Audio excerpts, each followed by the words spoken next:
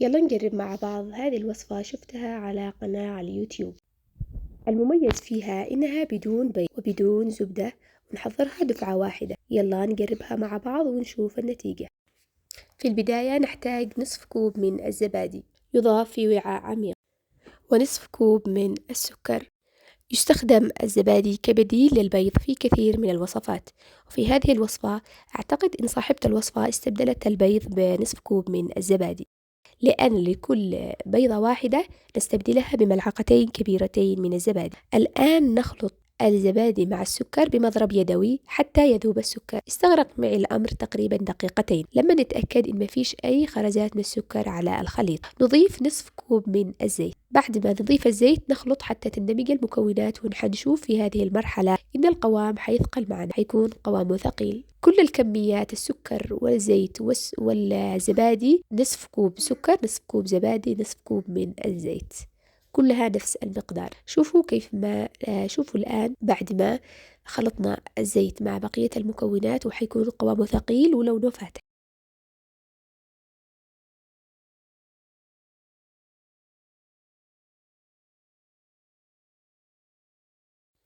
الآن نضيف المواد الجافة: 3 ملاعق كبيرة من الحليب المجفف.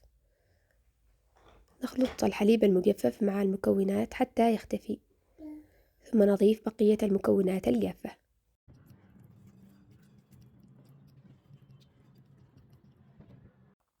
نضيف كوبين من الدقيق. ننخلهم أولا. نخلت أول كوب دقيق، والكوب الثاني يوضع على جنب لنضيفه بالتدريج حتى نصل إلى القوام المطلوب. أضفت ملعقة صغيرة من البيكنج باودر، وملعقة صغيرة من الفانيليا، ورشة من الملح.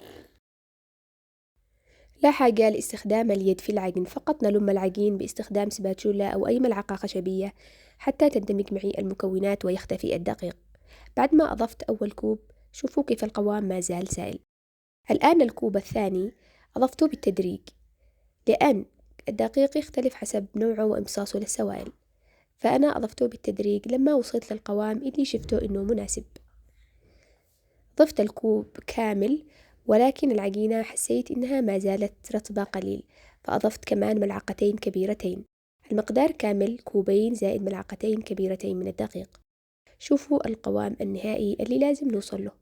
طبعا ما نعجن، فقط نلم العجين. لما نستخدم العجين مباشرة دون انتظار. معجون التمر. بالوصفة استخدمت 500 جرام من التمر، فأنا استخدمت 500 جرام من التمر وملعقة صغيرة من القرفة وملعقتين كبيرتين من الزيت. الزيت، إيش وظيفة الزيت؟ حتى ما تتحجر معي معجون التمر بعد الاستواء، ما يكون كذا يابس عند الأكل. والقرفة حتى تعطيها نكهة. ممكن نستبدل القرفة بالهيل، وممكن نعمل خليط بين القرفة والهيل المطحون. طبعا الصينية اللي حنستخدمها نفرش عليها ورق سيليكون أو أي كيس مطبخ متوفر معكم.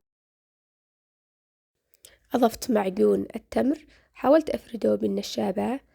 حيكون فردها شوي صعب، ممكن تفردوه كمان بأصابع اليد، حيسهل معكم المهمة.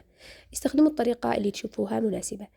في النهاية حاولت إني أفردهم بيدي حتى يتكون معي طبقة متساوية، وبالنهاية استخدمت النشابة حتى ينعم معي السطح. بعدين أخذتهم من الصينية، وبكذا فردنا طبقة التمر. نقسم العجين إلى قسمين متساويين. طبعا الآن حنحاول إنه نفرد كل قطعة نفس ما فردنا طبقة التمر، يعني حتكون طبقة من العجين، وفي المنتصف طبقة من التمر، وآخر طبقة من العجين. ولكن نحاول إنه نضبط حجمهم يكونوا نفس الحجم علشان يكون شكلها مرتب في النهاية. الطبقة الأولى الصينية ما تحتاج إلى دهن، لأن في كمية زيت محترمة في العجين. نفردها كذا بأصابع اليد، وبعدين نستخدم النشابة حتى ينعم السطح ويكون شكلها متساوي.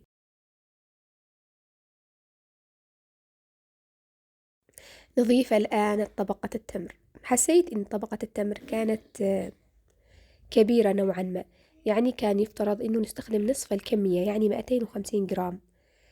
ولكن حبيت إني ألتزم بالوصفة مثل ما كانت علشان نشوف النتيجة ونحكم بالعدل. كان في معي زوائد من التمر، حاولت قصيتها بسكين علشان تكون متساوية في السطح. بالنشابة كذا على الخفيف نحاول ندمج الطبقتين مع بعض. الآن آخر طبقة نفردها باستخدام يا إما مفرش سيليكون أو مثل ما قلت لكم تستخدموا أي كيس مطبخ نظيف متوفر معكم علشان تسهل معكم نقل العجين إلى السطح. حاولت إني أشكلها بنفس حجم الصينية، والزوائد عادي ممكن نقصهم.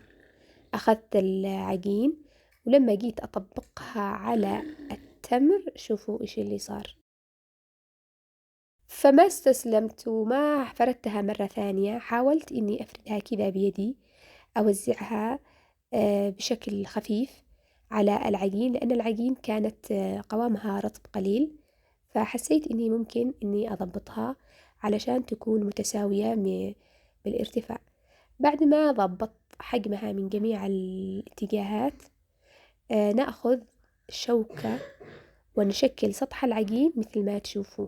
هذا هو الشكل الجميل اللي حتشوفوه في النهاية، حيفرق معكم كثير بالشكل. بعد ما شكلنا العجين نكون أكيد مسخنين فرن على درجة حرارة 180. نقطع الآن العجين قبل ما ندخلها الفرن بالأحجام اللي تشوفوها أنتم مناسبة. نقطعها باستخدام سكين أو أي شيء، المهم نحاول نضبط حجمهم يكونوا نفس الحجم.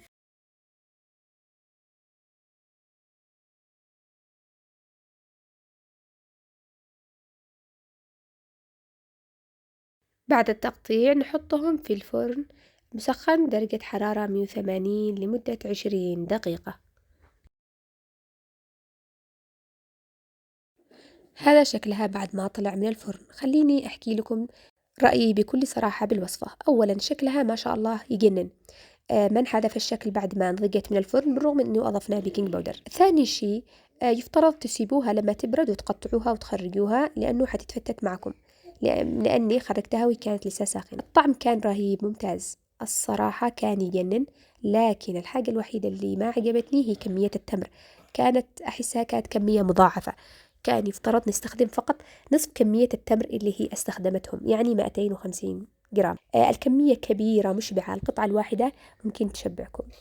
وفي النهاية أتمنى تكون تعجبكم وصفة اليوم، أتمنى تجربوها لأنها تستحق التجربة.